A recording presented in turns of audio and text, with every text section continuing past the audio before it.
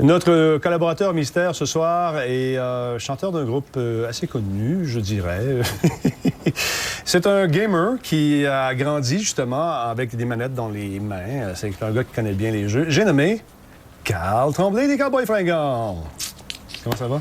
Ça va très bien, Denis. Content de te voir. Ici, t'es pas ici ce soir pour nous parler de ton groupe, de ta carrière de chanteur, mais t'es là en tant que gamer. Effectivement.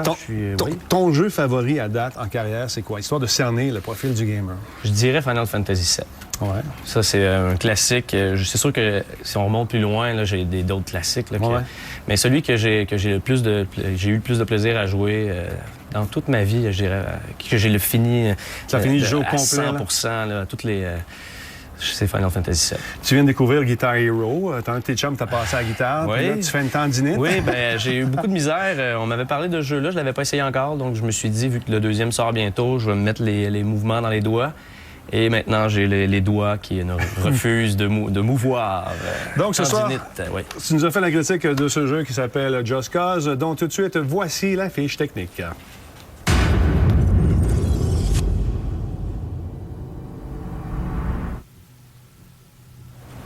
Donc, le jeu ce soir, Just Cause, de la compagnie Eidos. On y a joué sur la 360, disponible sur PS2 et PC. Un jeu d'action, pas de multijoueur, pas de jeu en ligne, pas de démo, pas de retouche. Il est classé M pour mature. Carl, parle-nous un peu de l'histoire de ce jeu-là, tout d'abord. On a vu ce que dit le monsieur tantôt dans le reportage. Oui. Paraît-il que c'est le jeu du siècle. L'histoire, tout d'abord. Bien, premièrement, l'histoire, c'est l'histoire de Rico Rodriguez, qui est un agent, une espèce de mercenaire engagé pour venir mettre le bordel sur l'île de San Espirito, qui est une île dans le sud. Mm-hmm. Donc, on joue ce personnage-là, qui est une espèce de desperado, Antonio Banderas, un peu plus grand, mais... mais vêtu de cuir de la même façon. Oui, donc, lui, son rôle, c'est de foutre la merde dans les pays. Et pour pas impliquer son pays, il faut que ça vienne... Il faut qu'il en ait l'impression que ça vienne de l'intérieur du pays même où il est. Exactement. Okay. C'est comme un scénario d'un mauvais film. OK.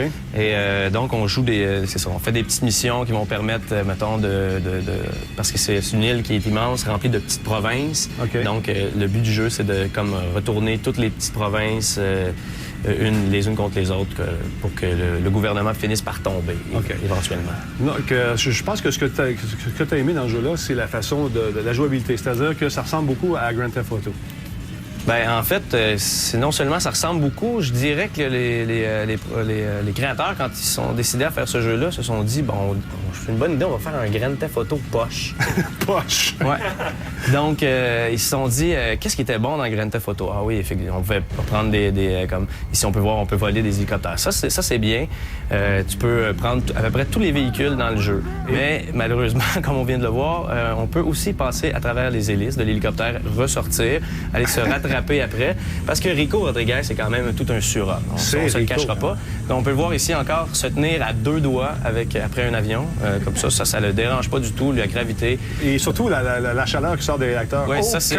Mais ça, je pense que c'est un gel spécial qui vient dans ses cheveux. Ça, OK. Mais non, ça ne le dérange pas non plus. Ensuite, on peut retourner dans l'avion. Ah, OK.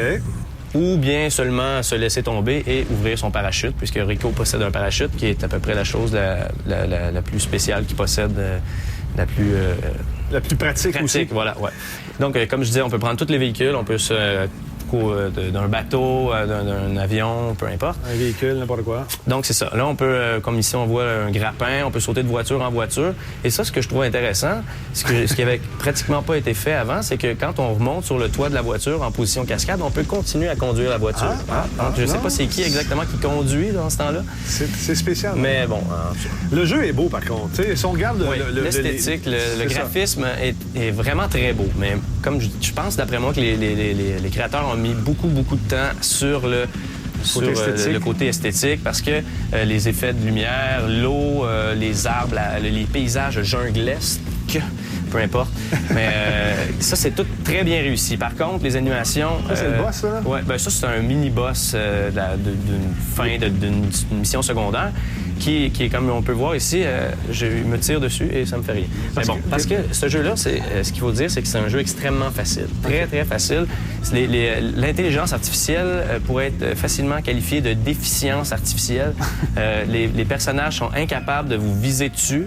Puis Rico Rodriguez, non seulement est en cuir, mais possède un cuir très bien doublé. Donc, il perd à peu près pas d'énergie chaque fois que tu fais tirer une balle. Donc, tu sais, dans Grand Theft, quand ton indice comment je dirais ça? Quand tu es recherché, ton indice d'alerte est au maximum, tu as du monde après toi. Là-dedans, c'est la même chose? Bien, dans Grand Theft, mettons au niveau 3 ou 4, là, c'est pratiquement impossible de s'en sortir. Là, au niveau 5 d'alerte, comme on peut le voir ici en haut à droite, il y a un petit... Ça, c'est il y a des hélicoptères, la police de partout qui arrivent. Et puis eux, ça ne les dérange pas. Ils tirent à côté, puis ils sont bien contents comme ça. Donc, l'intelligence artificielle n'est pas au rendez-vous. Non, pas du tout. Les couleurs sont belles. Et j'ai remarqué également que les villas, là-dedans, semblent être copiées-collées d'une ville à l'autre. Oui, ça, c'est les missions secondaires. La mission principale est extrêmement simple et ça prend à peu près 8 à 10 heures à finir. Okay. La map est immense, mais si tu veux faire des missions secondaires, tu en as plus de 300 dans tout le jeu. Okay. Donc, si tu veux faire ça, tu peux, sauf que les missions secondaires sont, comme tu dis, copier-coller. Tu vas libérer une villa.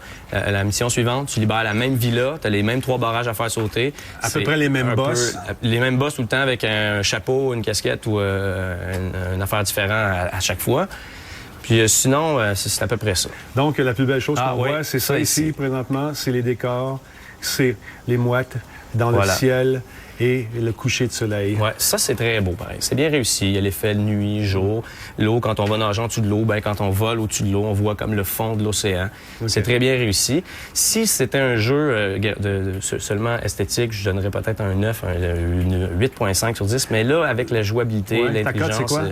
Je donnerais un 3.5 sur 10. 3.5. Par contre, s'ils font un jeu de Rico Rodriguez en vacances et qu'on va juste à la plage se baigner, bon, je vais peut-être le réessayer. Merci beaucoup, Carl. Ça fait plaisir. Donc, ta première critique, 3.5, c'est le début, ça. Là. Tu vas revenir. Là. OK. Merci beaucoup, Carl. Merci. Après la pause, on s'entretient avec André Mondoux. 3.5. Bang! Dans les dents. J'aime ça de même. Restez là. Ça se poursuit dans un instant.